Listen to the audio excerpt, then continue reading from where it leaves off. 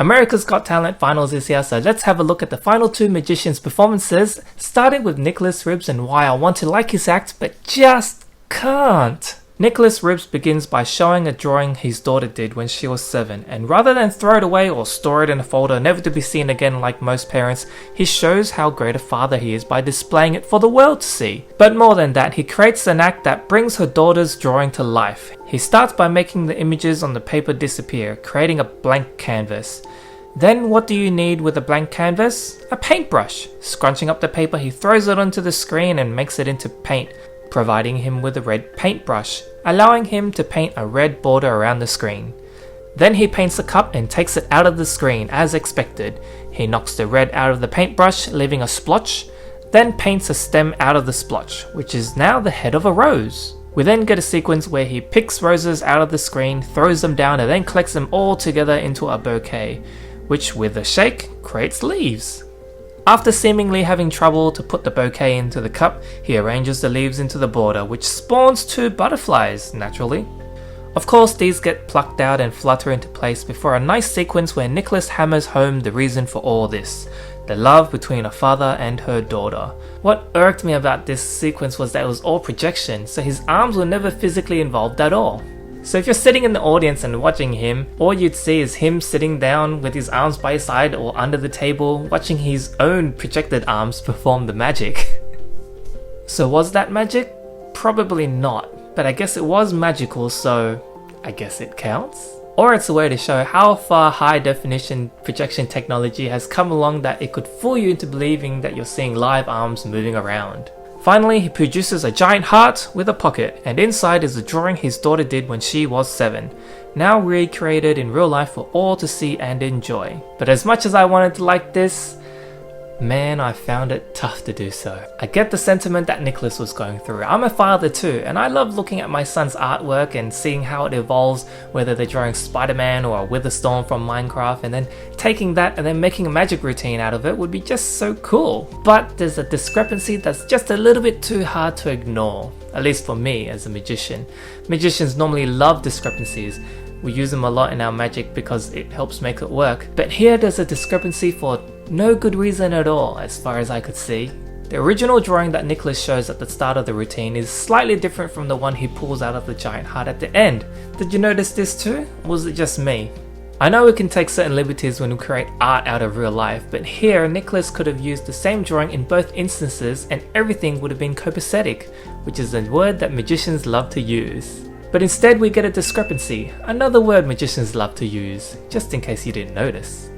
After watching his audition, semi-finals and now finals, I've come to realize that presenting magic that fools you is not the aim of Nicolas Ribs, because everything he's doing is essentially the same thing, plucking objects out, throwing them back in and interacting with them, just presented in different ways to tell a story. The audition is about who he is and how he's in America for the Got Talent competition. The semi-finals shows how a magician like him does the classic pick a card and I'll find the routine, and now in the finals, here he is telling a story about his daughter whom he loves very much, and now this piece is captured on video to revisit for many years to come. So while this act may not be a winning or fooling one, it's definitely a memorable one because of the story. And that's all that really matters when you're a magician, that people remember you and not just your magic tricks. We then have Hojin, who has a callback to his semi-finals performance, holding a yellow card with AGT written on it, signed by Simon this time, just before he came on the stage to perform. I must say, magicians love having things signed because it shows the uniqueness of that particular object,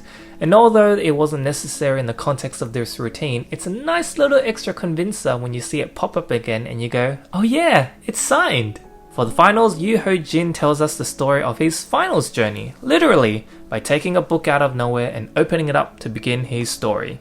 The first page is double-sided, one side with drawings of his audition and the other with his semi-final epic performance, which if you haven't seen my breakdown of, please check it out after this video, I'll link it in the description. Anyway, he has the page and now done with it, turns it down to disappear into the darkness. The next page has a drawing of a cup. He looks at his book to remind himself what he's supposed to do with it and then turns the page into a cup, rolling it across the table like he did the crayon in the semi-final. He then discrepantly puts the cup onto something on the side of the table, which you find out later is a stand. I couldn't tell at the time because it was so dark and that background made it so hard to see, but the cup is impossibly balanced on the corner on that table. But we're used to that from Hojin by now. His book has a deck of cards which he casually pulls off the page before making it physically appear, and inside us are blank cards. Wait, they're the judges, plus Terry. Got to include the judges in your finals act. The cards are placed onto the table, and with a wave of the hands, instead of vanishing like in his semi-finals act, they turn into letters, spelling the word dream.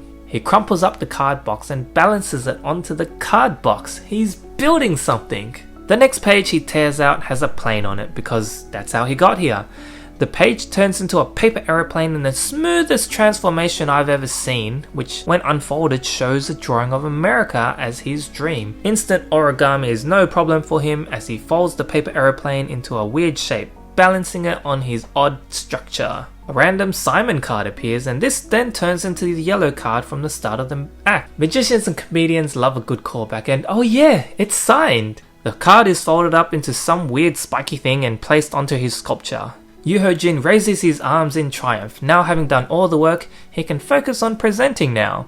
The book is opened up where a light comes beaming out.